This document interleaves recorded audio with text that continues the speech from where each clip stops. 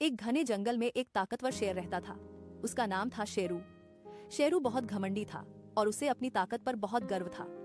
जंगल के सारे जानवर उससे डरते थे। उसी जंगल में एक छोटी सी गिलहरी रहती थी जिसका नाम था चिकी। चिकी बहुत चतुर और मेहनती थी। और वहीं पास में एक शरारती बंदर भी रहता था जिसका नाम था मोंटी।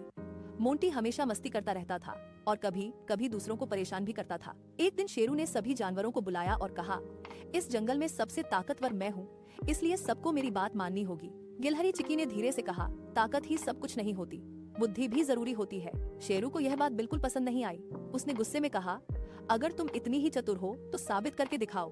तभी मोटी बंदर बोला, चलो एक खेल खेलते हैं, जो सबसे जल्दी नदी के उस पार पहुंच जाएगा वही सबसे श्रेष्ठ माना जाएगा। शेरू तुरंत तैयार हो गया। मैं तो एक छलांग में पहुंच जाऊंगा, उसने घमंड से कहा। प्रतियोगिता शुरू हुई। शेरू तेज दौड़ा, लेकिन नदी बहुत चौड़ी थी। वह कूदने की कोशिश में पानी में गिर गया और भीग गया। मोटी बंदर पेड़ों पर कूदते कूदते आगे बढ़ा, लेकिन वह भी बीच में फिसल गया और गिर पड़ा। अब चिकी गिलहरी की बारी थी।